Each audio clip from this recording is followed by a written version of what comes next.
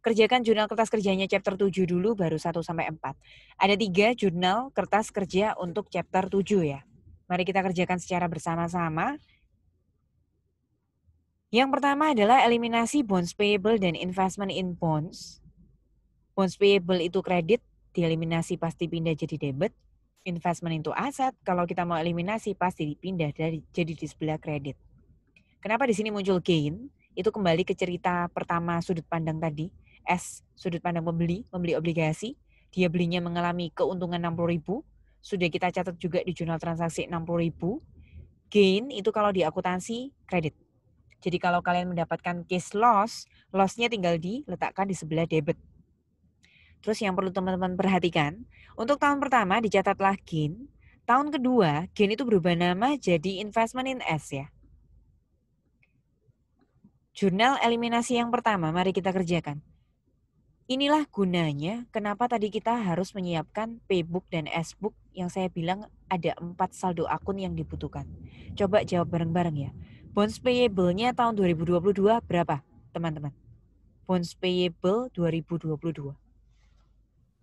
10.080 Nur, dikali Risha, yang lebih keras lagi, 10 juta? 10 10 juta juta 80. Oke, 10 juta 80.000, angkanya ambil dari situ.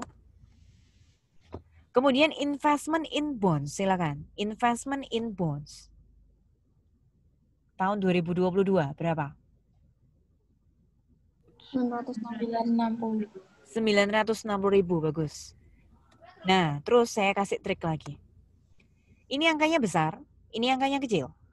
Kenapa? Ya kalau tadi kita simak ceritanya, yang jual itu punya banyak bondsnya, yang beli itu hanya sebagian. Yang besar harus teman-teman kalikan 10%. 10% itu apa? Kembali ke cara perhitungan gain tadi. Kenapa harus dikali 10%?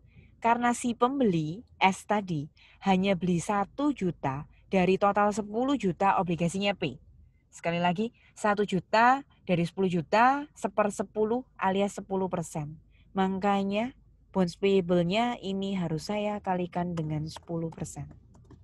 Nah, selisihnya tinggal diselisihkan, debit kurangi kredit, balance-nya kurang berapa gitu aja. Gain ya, pasti selisihnya kalian temukan di sebelah kredit, karena penjelasannya tadi sudah dari sudut pandang pembelinya mengalami keuntungan. Oke, sekarang siapa yang mau bantu saya untuk jawab 2023? Berapa bonds, berapa investment, selisihnya, gainnya berapa? Silakan. Risha, bonds payable-nya berapa tahun 2023? Yang 10 juta 60.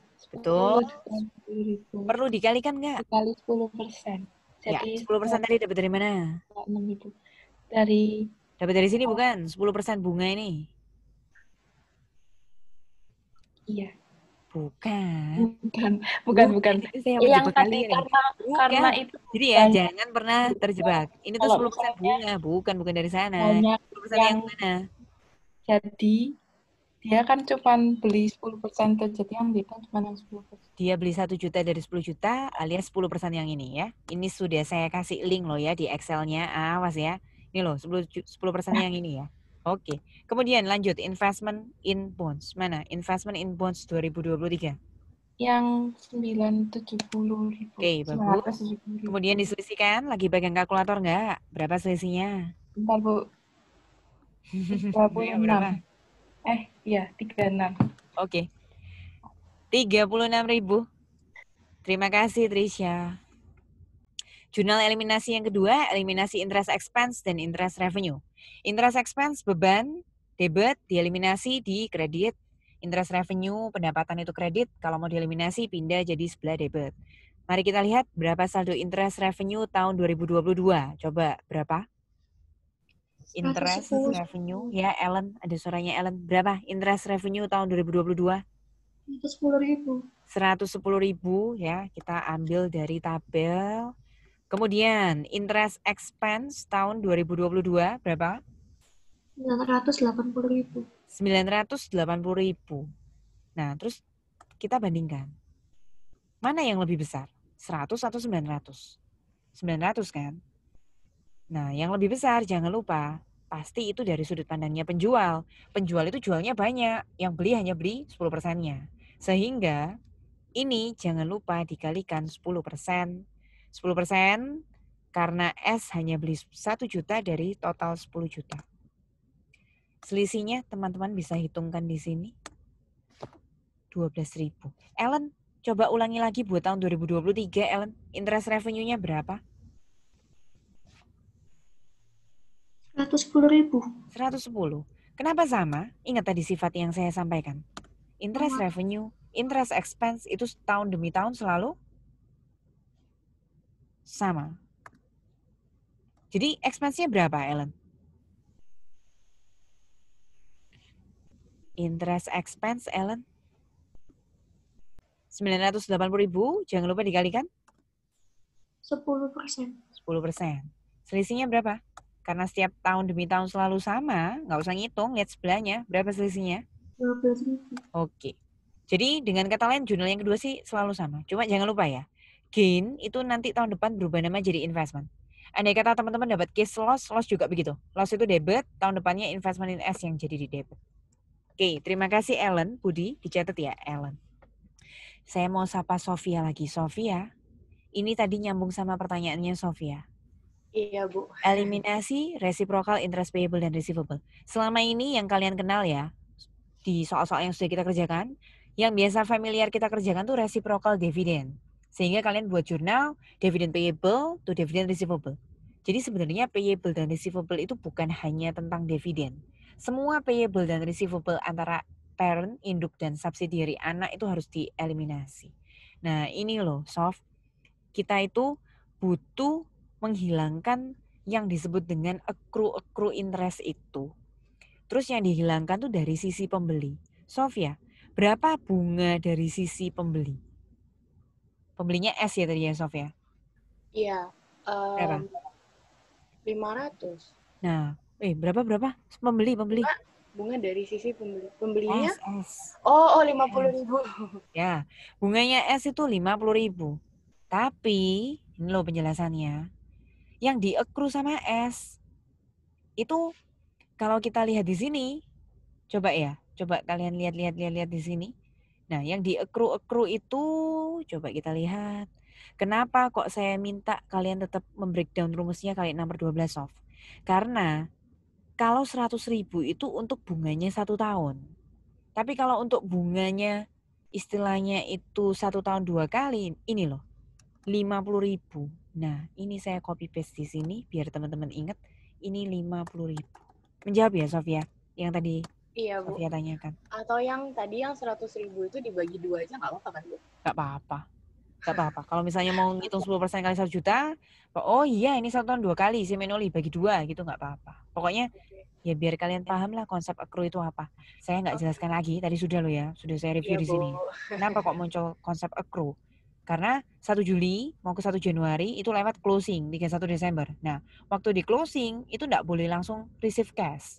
Bentuknya masih interest receivable dulu, besok harinya baru jadi cash. Nah, pahami konsep accrue, saya rasa itu sudah di intermediate. Jadi kalau kalian mau pakai cara cepat aja, lihat bunga dari sudut pandang pembeli S, jangan lupa yang 50.000.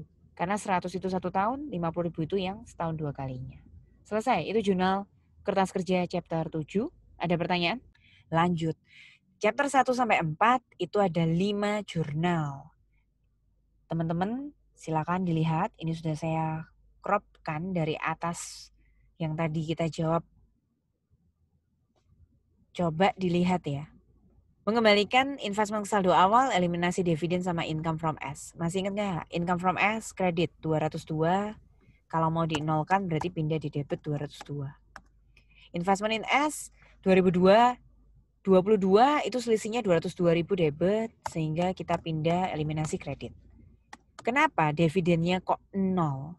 Kalau kalian ingat ceritanya, diasumsikan tadi memang dividennya pada tahun 2022 dan pada tahun 2023 dividennya 0. Lagi ya, income from S tahun 2023 198 kredit jadi di sebelah debit. Kemudian investment selisihnya di sebelah debit jadi dieliminasi di sebelah kredit. Dividennya kalau kita lihat selisihnya 0. Kalau memang dibuktikan, ya memang 2023 juga tidak bagi dividen, jadi 0. Terus, jurnal yang berikutnya yaitu tentang NCI share. NCI share rumusnya adalah persentase minoritas karena P memiliki S 70%. Saya mau pesan ini buat teman-teman. Biasanya kalian itu ya, mencampur adukkan suatu informasi. Jangan lupa ya, dipisah-pisah. P itu beli dulu perusahaan S 70%. Baru ceritanya S beli obligasinya P 10%. Untuk menghitung NCI itu tetap yang P membeli S, perusahaan P membeli perusahaan S 70%, sehingga ada minoritas di perusahaan S itu punyanya orang lain 30%. 30%-nya kita kalikan dengan net income. Net income-nya dari atas tadi ya. 2022 220.000, 2023 300.000. Jadi yang 2022 220.000 tidak ada amortisasi FOBV. Yang 2023 net income-nya 300.000. Kita kalikan.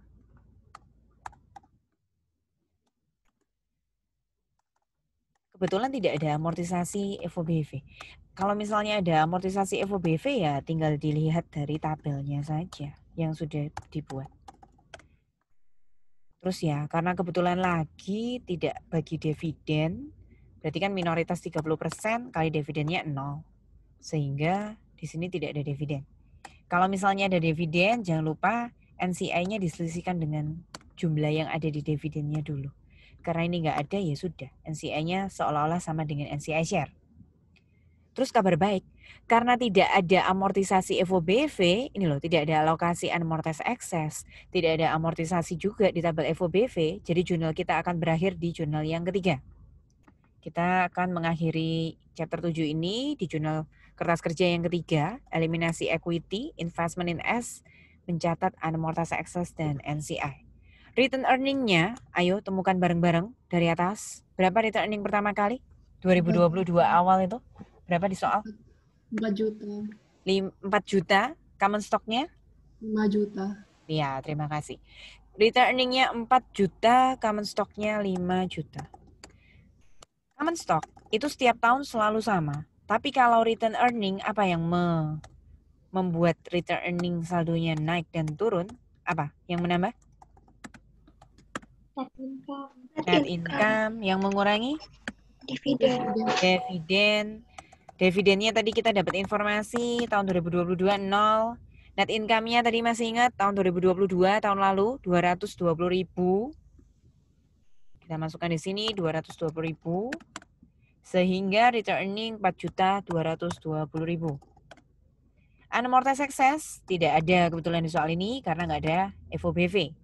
Nah ini yang tadi saya tanya. Investment in S bagaimana cara mencarinya?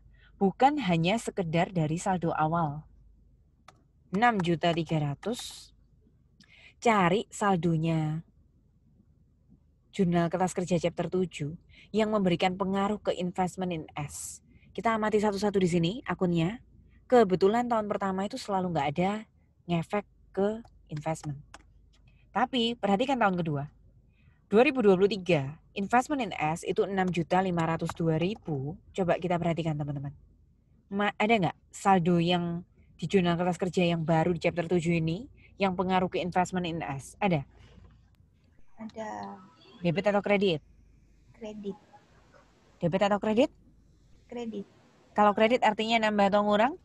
Nambah. Cindy, nambah apa ngurang kalau kredit? Nambah. Loh, investment itu Tadi di aset. bawah. Aset itu bertambah di debit, berkurang di kredit. Nambah apa ngurang? Nambah. Sin? Halo? Nambah apa ngurang? Nambah. Ngurang. Investment itu aset, bertambahnya di debit, berkurangnya di kredit. Ulang lagi, nambah apa ngurang? Ngurang. Kurang berapa? 36.000. Kurang lagi? 12.000. Oke, sudah. Nah, lalu teman-teman coba buktikan. Saya coba ya, buat ini jadi balance. Saya coba buat tahun depannya juga jadi balance. Cindy, mana Cindy? Ayo, Ya, biar poin plusnya jadi komplit. Apa rumusnya NCI, Sin? Persentase minoritasnya berapa persen tadi? 30%. Kalikan dengan implied value. Apa yuk rumusnya? Coba praktekkan. 30% kali Implied value-nya berapa? itu, Bagaimana cara menghitung implied?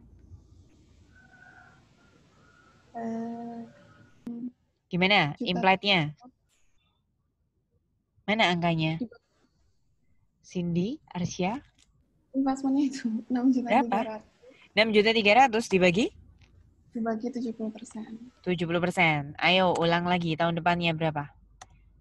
30% minoritas kali Dikali 6.454.000 dibagi 70%. Oke. Cocok sudah. 2766, 2.700.000. Selesai.